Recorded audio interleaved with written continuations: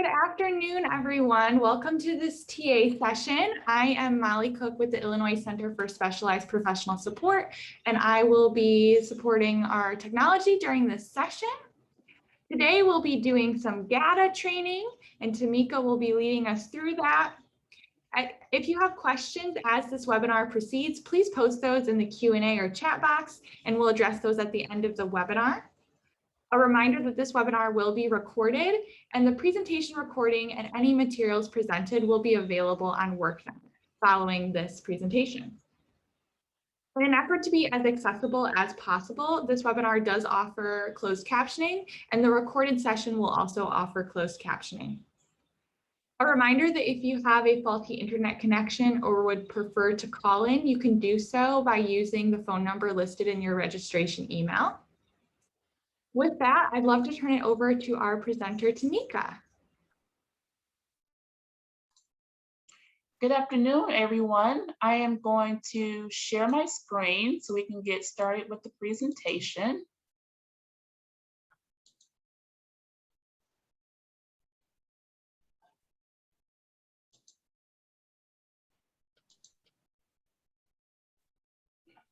All right, so welcome to this afternoon's GATA technical assistance session, where we'll talk about the grant cycle of obtaining a grant through DCEO. So during this presentation, we will focus on pre-award process, award, and post-award process. So as you know, the state of Illinois has adopted the Grant Accountability and Transparency Act, otherwise known as GATA. This was adopted to increase accountability and transparency in the use of grant funds, reduce administrative burden on state agencies and grantees, and to formally adopt the federal grant guidance, also known as CFR Part 200 or Uniform Guidance. I do want to highlight that the reduction in administrative burden on state agencies and grantees is due to, with GATA, the grantees are allowed to go through different processes one time, like your risk assessment. You can complete that annually, and that information is shared across multiple state agencies. In the past, grantees would have to do the same similar transactions if they were going against different state awards. So we've reduced some of that activity and responsibilities on the grantees. Tamika, I just wanted to let you know that the view that we see is your like the notes instead of presentation mode. That's happened to me a million times before. Let me switch. I have two screens here.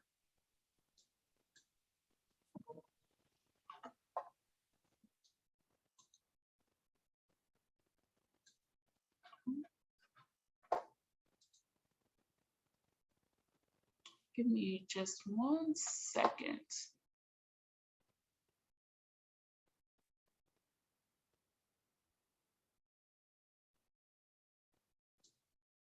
Stop sharing and move the presentation over to a different screen.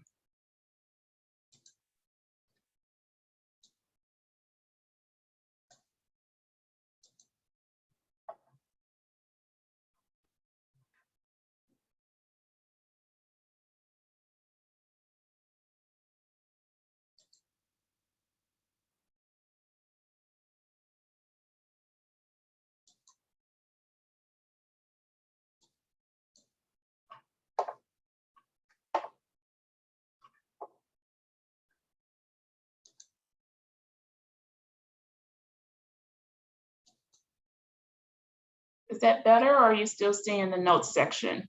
That is so perfect. Okay, perfect.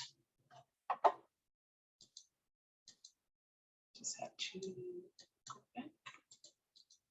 All right, there we go.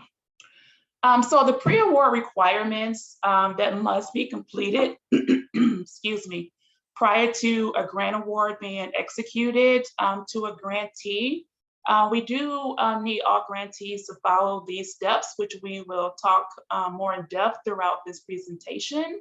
But the grantee will need to go through the registration process, pre-qualification process. We'll talk about the fiscal and administrative risk assessments, along with programmatic risk assessments, and any mandatory disclosures or conflict of interest documents that may be associated with your grant award.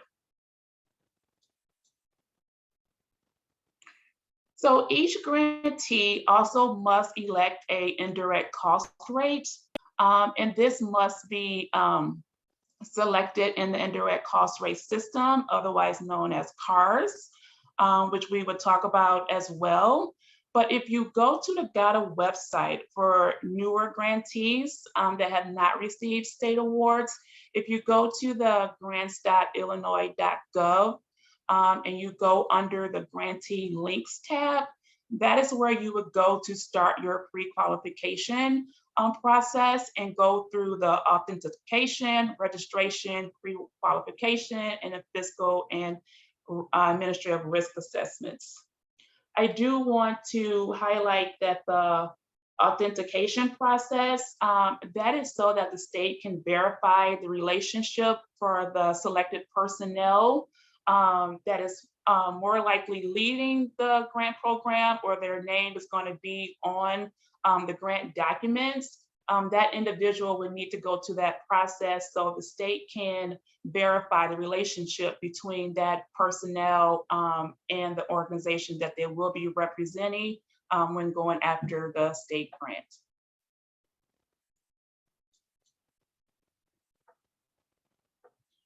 So again, registration, if you go to the grants.illinois.gov portal, that's where you will start all of your process. The registration, by completing that, that is going to kind of trigger all of those pre-qualification verifications that we are going to talk about. So if you haven't done so, please familiarize yourself with the grants.illinois.gov website and portal to get a jump start on those pre-qualification processes. So during the pre-qualification process, going through the GATA portal, the grantee will need to have a valid DUNS number. You will need to ensure that your SAM.gov account is current and active, good standing with the Secretary of State, that you're not on any federally excluded parties list or stop payments list. So everything listed on this slide must be verified before the grantee can continue on with the process. And if anything, if any of those steps are not current and the grantee goes back and maybe you updated your SAM account or you resubmitted your documentation for good standing with the Secretary of State, all verifications are verified on a nightly basis. So you will receive an update the next day after those documents and transactions have been verified.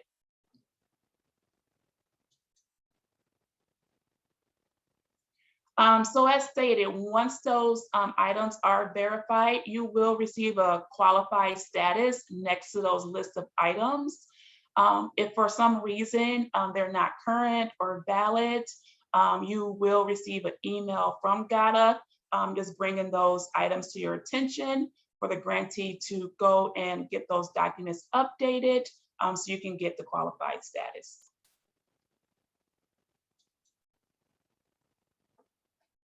So risk assessments. The fiscal risk assessment, or ICQ, the internal control questionnaire, that is an automated process and grantees will need to complete that on an annual basis. This ICQ questionnaire is automated across all state agencies. So again, as mentioned earlier, if you complete this on an annual basis, then you would not have to complete it again if you're going after a different state grant or if you're just going after another grant within the same awarding state agency. But these are automated and uniformed across state agencies. On the other hand, the programmatic risk assessment, that is unique, and it does align with each NOFO and grant program. So if the grantee is recommended for award for the grant, that is the time that the programmatic risk assessment will be issued for the grantee to complete. Based on the completion of both of those risk assessments, there may or may not be some specific conditional requirements that are assigned to the grantee just based on the outcome of those risk assessments. If that is the case, the awarding state agency or DCEO will notify the grantee about those special conditions.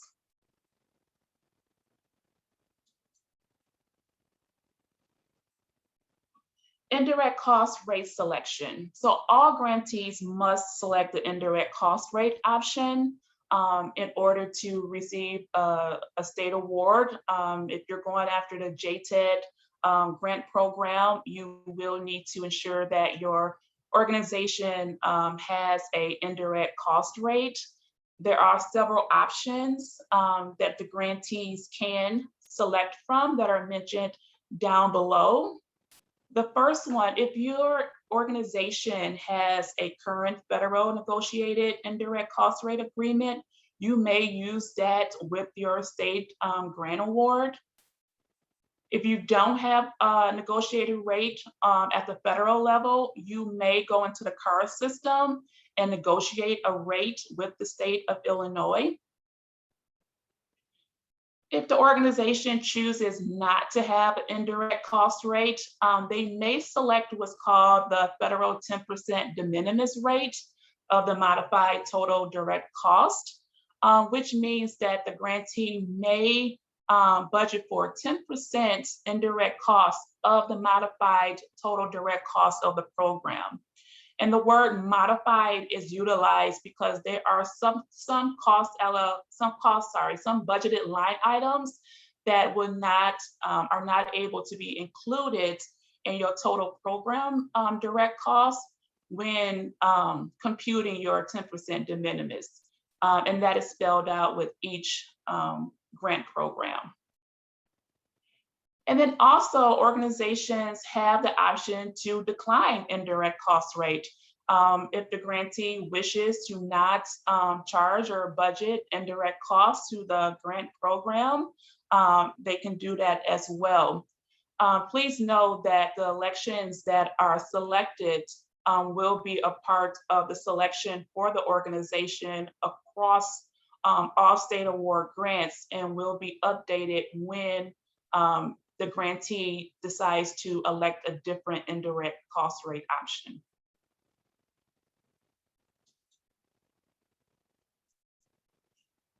So again, with the indirect cost rate, this slide talks about additional information and training modules that grantees can go to, and you can access those on the grants.illinois.gov website. In that grantee links tab, if you need more information and some training on how to select your indirect cost rate, decide which option is best for your organization. There's a multiple items of resources at your fingertips. Again, the indirect cost proposal rate election must be initiated in the CARA system. If the organization does not have an indirect cost rate proposal or an election at this time, that must be completed no later than 3 months after the effective date of the state award. And then also, as stated earlier, uniform guidance requires that the annual submission of an indirect cost rate is selected. Again, when you go into the system annually, your previous rates will still be there, and you can submit it or make changes if needed. Grantees must complete the annual submissions. If you already have your indirect cost rate in progress with your current state awards, the annual submission must be received within 6 months after the end of the grantee's fiscal year.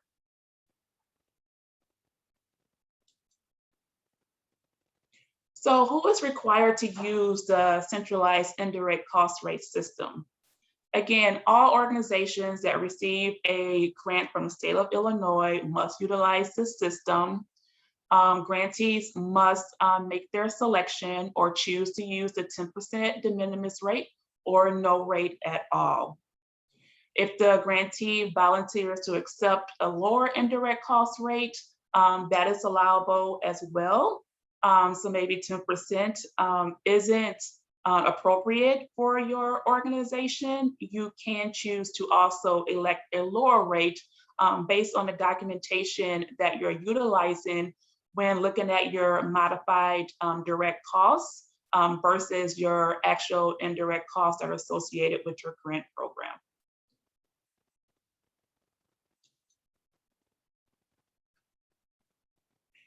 Documentations that you're going to see when you are going after your state program. So if you are going after your JTED program, you will receive or should see several documentations associated with the application. So there's the Notice of Funding Opportunity, the NOFO, that's going out or has been sent out. You will have to complete a uniform application for state grant assistance, which we'll talk about. And then also we'll get into the uniform budget template that will be associated with the grant program. And then if the organization is selected for the grant award, at the end of the process, the grantee will receive a notice of state award from your awarding state agency.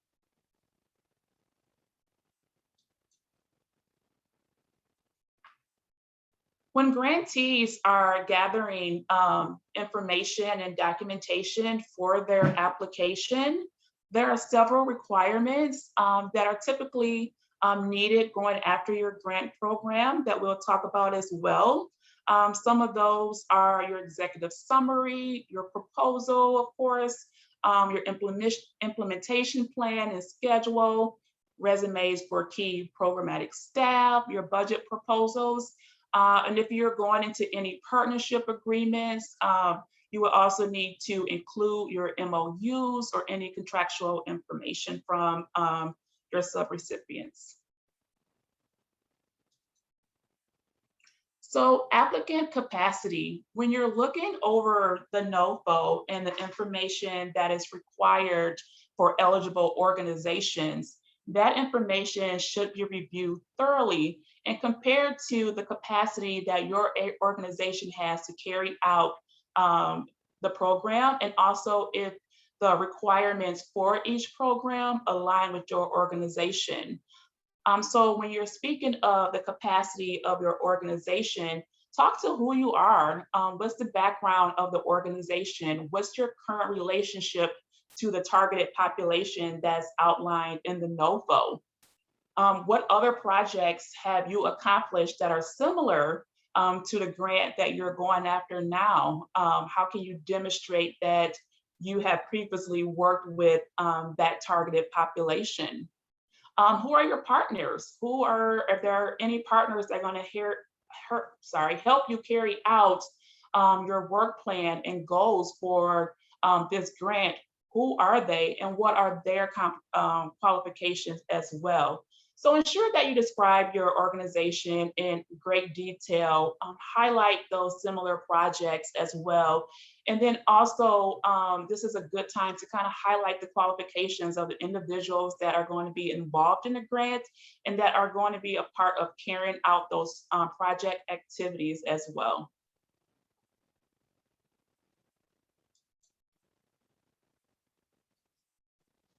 So documenting the need. So when you talk about your target population, describe what is the target population and ensure that it aligns to the targeted populations that are noted in the NOFO of the grant award. The grantee should be able to describe the needs and the problems of that population in great detail and identify what the causes of those needs and problems are. How did these problems or issues occur in the communities that you're working with? So documentation to support some of those existing problems are very much needed. And then the documents that are listed below can help you kind of extend out your documentation of need by looking at the census. You can go in census and kind of get a more detailed view of the population that you're working with and how many individuals may align with the targeted population that you're going to work with. So utilize those resources to help build out your documentation of needs, and then identify how you're going to address it. That's very important and should be spelled out in your work plan as well.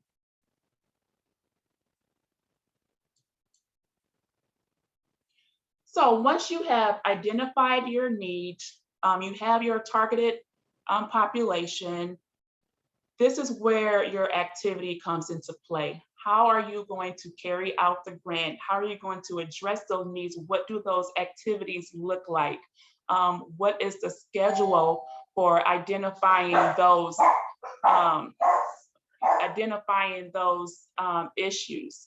So the information that you utilize should be measurable objectives that you can review, that you can measure, and measure the progress as you're going throughout the program.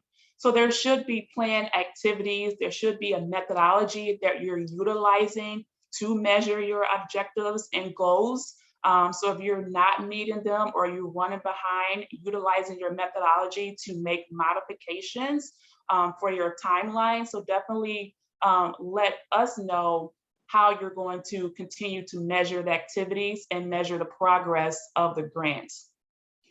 And also that comes in with explaining how the project will be managed.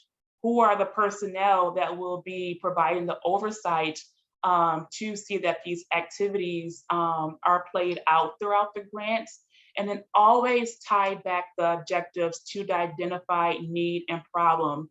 So your objectives should be measured out to your the need, the problem, the cause, and that's the solution.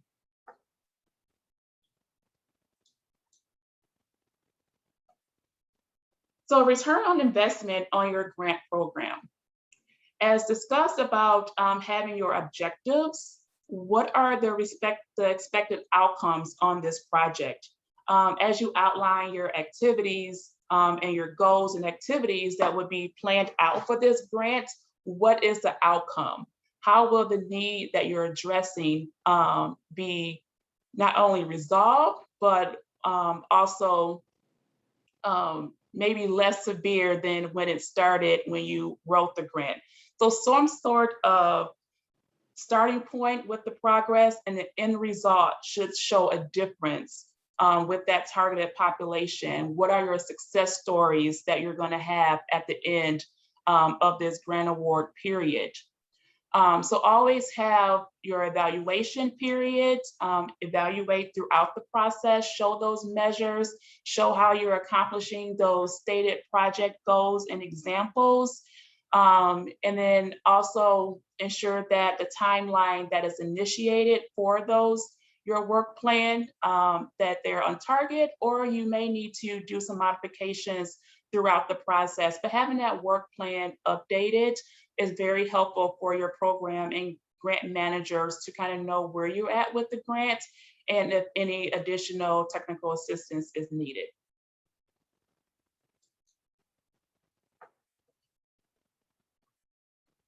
So the uniform application for state grant assistance, that application is where the grantee is going to list the agency information. You would list the funding opportunity information as well, the organization contact information, key project information, who is the point of contact for this program, and also who are your point of contact for your fiscal information. And if any certifications are outlined or needed for this grant, those will be listed on your uniform application for state grant assistance. So of course, as you have identified all of your objectives and activities that will go into your grant program, those activities will drive your budget. So there is a uniform budget template that grantees will need to fill out and submit with their proposal. So we're going to talk about some general requirements, allowable, reasonable, and allocable expenditures that will need to be associated with your grant program.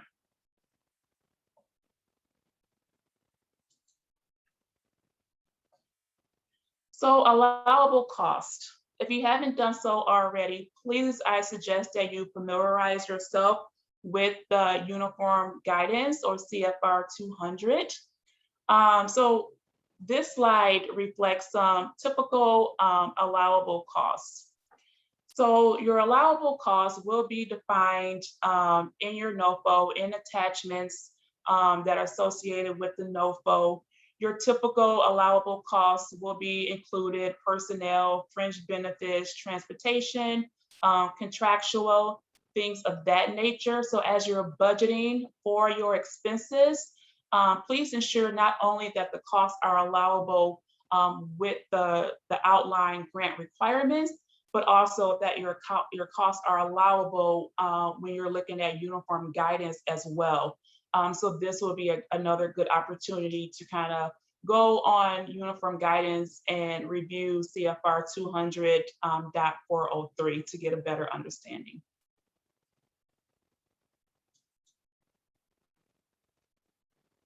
Your expenditures on your grant program must also be reasonable. And what that means is it needs to be reasonable in nature and amounts. The cost cannot be more than what it should be because you're allocating it to a grant program. If a cost for transportation reimbursement is typically $200 on a different program, it should be reasonable on the same grant program. So costs cannot be driven up because they are on a state program or state funded. And they also need to be reasonable in that it is a requirement or a needed expenditure for the grant as well. So not including expenditures that are not needed because there's additional funding to support those expenses. So again, doing an in-depth review on 2 CFR 200.404 is definitely an opportunity to kind of get familiarized yourself with those requirements and have a better understanding if needed. So your expenditures must be allocable. So any expenses that are associated with the grant should align with your budgeted itemized line items from your approved budget template. So if there are any expenses that come aboard that are not associated with your current grant award budget, you may have to do a budget revision, but again, those expenses must align with your program and must be required, but they must fit in your budgeted line items. They have to be allocated to your budgeted program cost. If you have shared expenses like utilities or rent, you must show that those expenses, the allocated amount for that specific expenditure is represented in your budget template as well. So you may show the annual cost of utilities, but you'll break down and maybe 20% of those expenses will go to this particular grant award. So assure that all your budgeted expenditures can be allocated to this grant.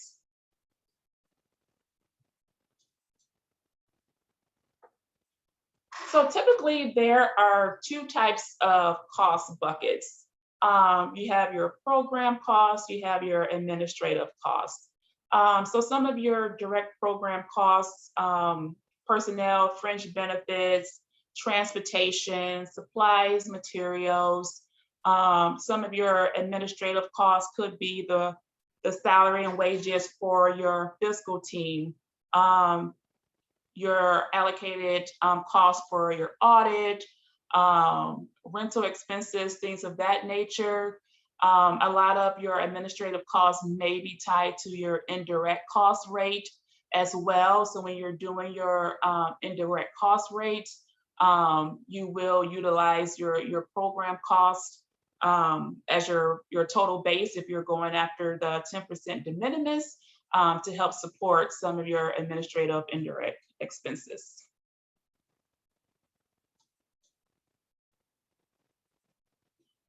So as discussed earlier, direct costs, those are the costs that are identified to specifically tied to your particular grant award.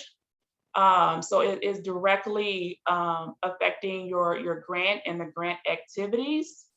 And indirect costs, which can be facilities or administration, that can be associated with personnel activities that are indirectly affecting your program, but again, are much needed activities to support and carry out the work plan of your grant.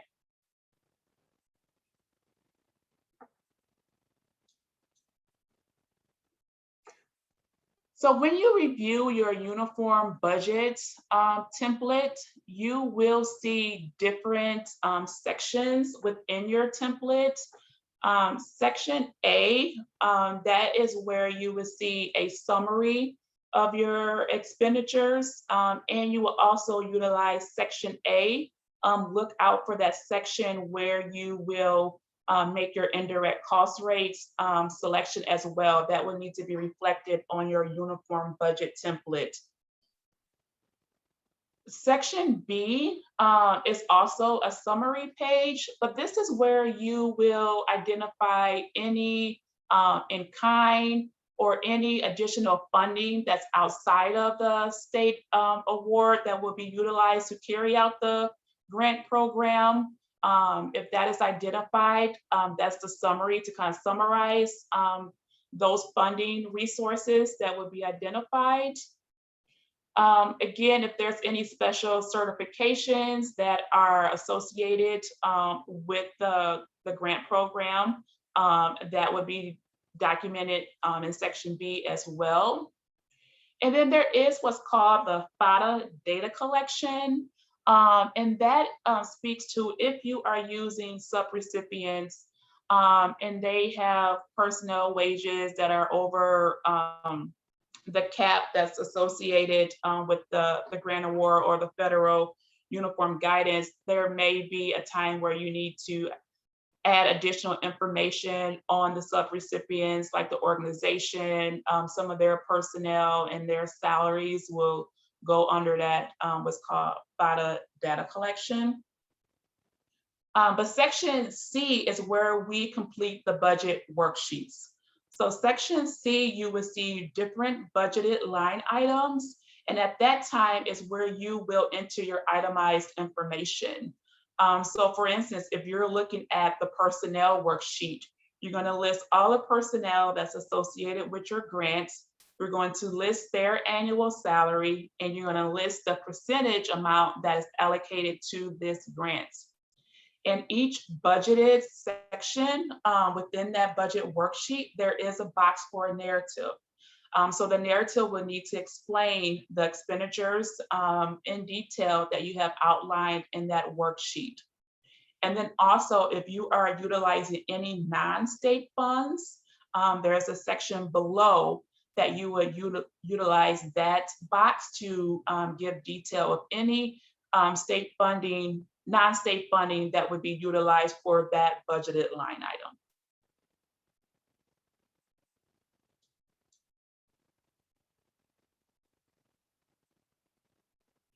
So again, for Section A, the budget summary, I do want to highlight if there are any areas that are not applicable to this grant. So say the JTED budgeted grant template, they may have, and this is just an example, they may have rent grayed out. If you see any grayed out areas on your budget summary for that particular grant, you cannot budget any expenditures in that line item. So those items will be grayed out. So definitely take a look at that as well to ensure that you have a good understanding of the expenditures that you can budget for and the line items that are not applicable to this grant.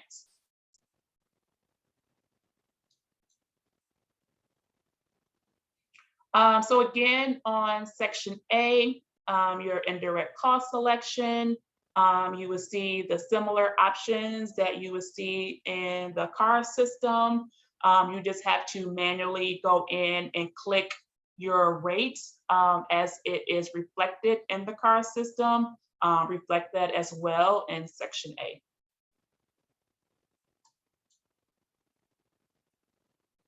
And again, for your non-state funding, if you're using any match or any non-state funding sources for this grant, please ensure that you're able to verify where the funds are coming from through your records. Ensure that they're not included as any other contributions for another federal award. Please ensure that they are still necessary, reasonable to accomplish your program objectives. So before you kind of list those non-state resources, please ensure that they kind of follow the guidelines listed and can be approved for your grant program.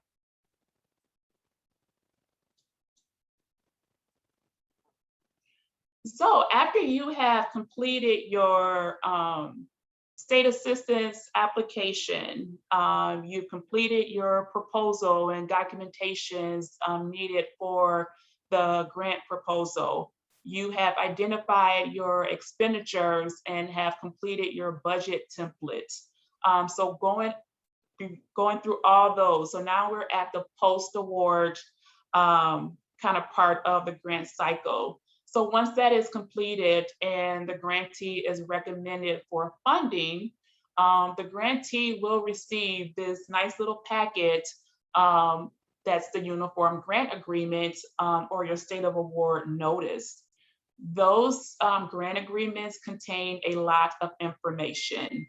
So someone will need to ensure that they understand those grant agreements, pay attention to the allowable costs that are outlined, payments, the payment schedule, different definitions, lobbying, what's required, what's not, the criminal disclosure. So yes, these are important. It's a lot of content, but very important that the grantee has read through this packet thoroughly and have a great understanding. And if you have any questions, please reach out to your program or grant manager. And so these are additional items that are listed in the grant agreement as well. So definitely some of the ones to highlight is your financial reporting requirements along with your performance reporting requirements. So you have those due dates and deadlines set on your calendar, how the grant will be monitored. If you have any subcontracts or subrecipients, review that information to understand how those subrecipients will be treated in this grant. Conflict of interest, insurance responsibilities and requirements. Again, any termination or suspension criteria, if it may happen, if the grantee falls within that area. So again, a wealth of information, a lot of information, but definitely worth going through and ensuring that grantees have a good understanding of what's all included in that grant agreement. So after you go through all of the content, there are exhibits. And so the exhibits kind of give you a shortened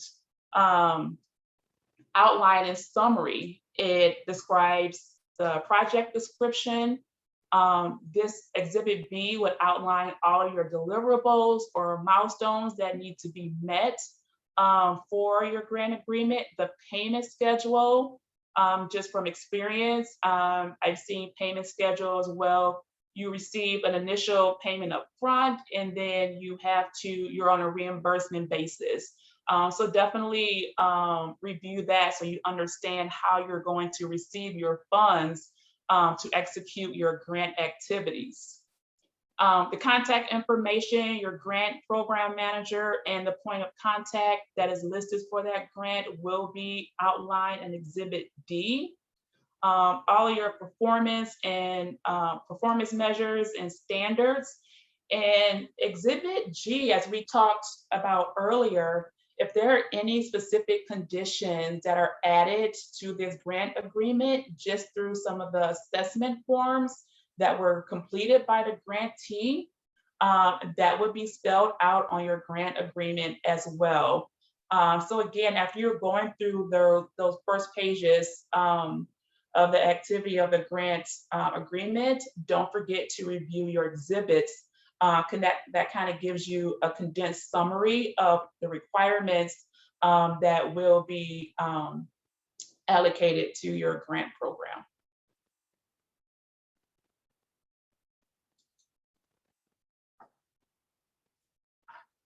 So if needed, included in the grant agreement, there may be some grantor specific terms that you may see that need to be carried out by the grantee, or specific project terms that were not listed in the exhibits and need to be highlighted. You will see these two areas also attached to your grant agreement.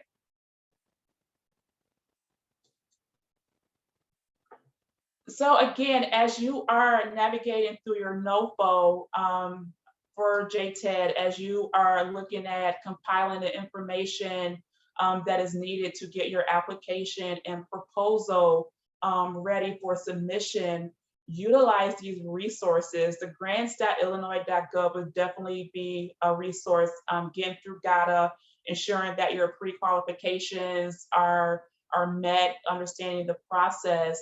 But also just obtaining a grant through DCEO and understanding the department and WIOA, utilize those links. Uniform guidance is definitely a really good resource, so you have a better understanding of allowable cost, how things should be budgeted, allocated, reasonable, what's allowable, what's disallowable. The department does utilize uniform guidance when decisions are made regarding budgeted line items.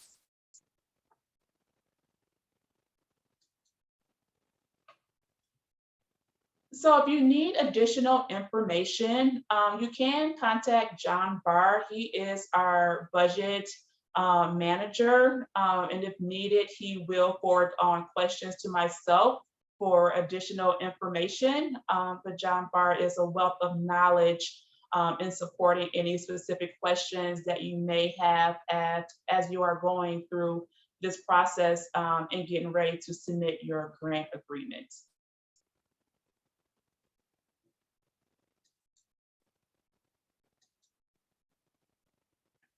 All right, do we have any questions, Molly?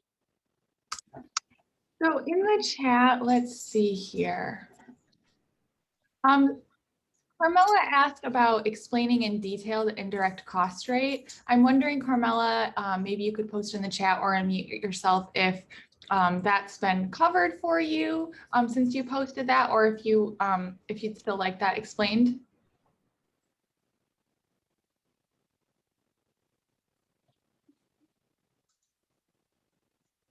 Carmela said that yes, it'd be great if you could go into a bit more detail about the indirect cost rate. All right, so your indirect cost rate outlines your costs that are not directly involved in your grant, but they are necessary to complete your grant.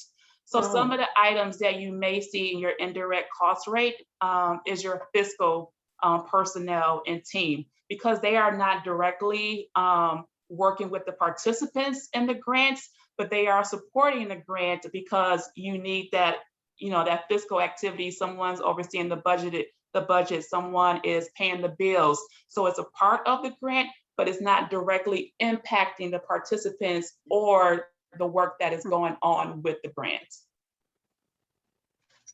Does that help, Carmela?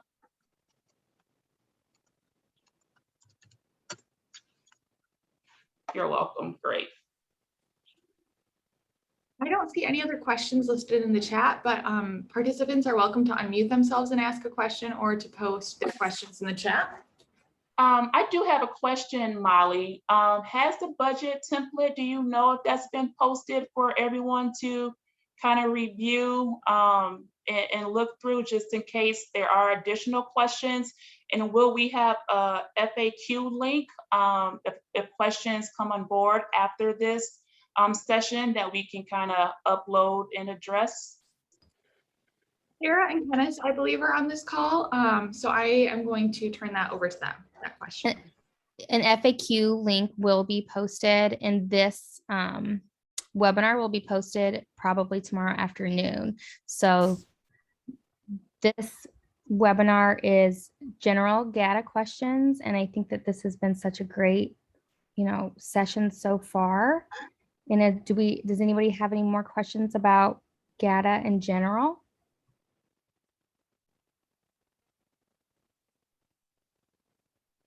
Do we have any new grantees that are just now going through the GATA process and currently trying to navigate through the portal?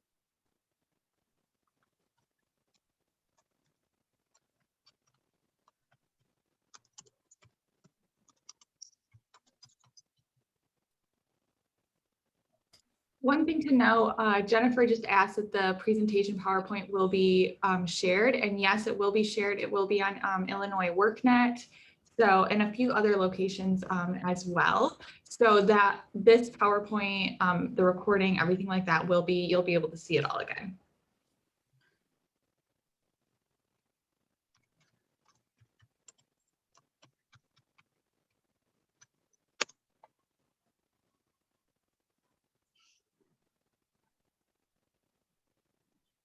Thank you, Carmela. I'm glad to hear that this was helpful. You're welcome.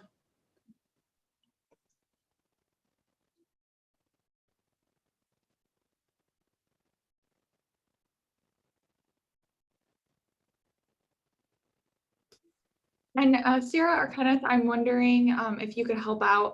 It sounds like it would be something really helpful to put the link to where this will be posted, if it's available, into the chat box, so that folks don't have to remember the website that it will be shared at, the PowerPoint following this session. Is that possible? Let me see if I can find the link for the webinars on the Illinois WorkNet site, and I can pop that in. Perfect. Thanks, Sarah.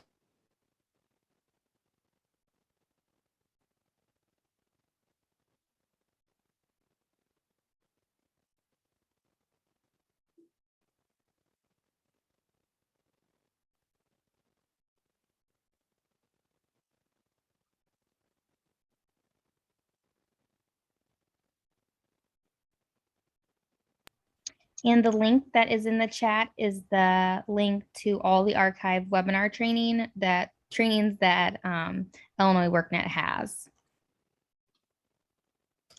And then this one will be posted there in 48 or within 48 hours, correct? That's their plan? Yes. Yep. Perfect. So yeah, just grab that link and save it or bookmark it, and then you'll be able to find this all there.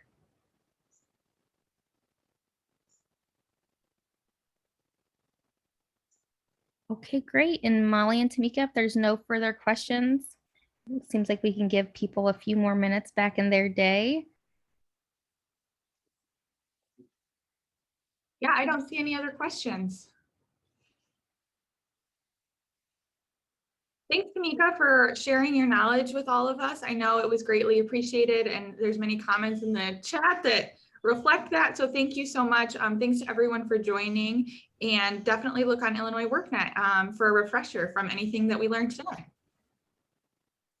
Yes, thank you everyone for attending this session. And I know there will be another session, I believe on Thursday, maybe a short version. If anyone needs a second refresher, that would be available as well. Great, thanks so much. And I hope everyone has a wonderful day. And yes, hello, Levi. I see Bloomington person there. So hello from ISU. All right, have a good day. Bye-bye. Bye.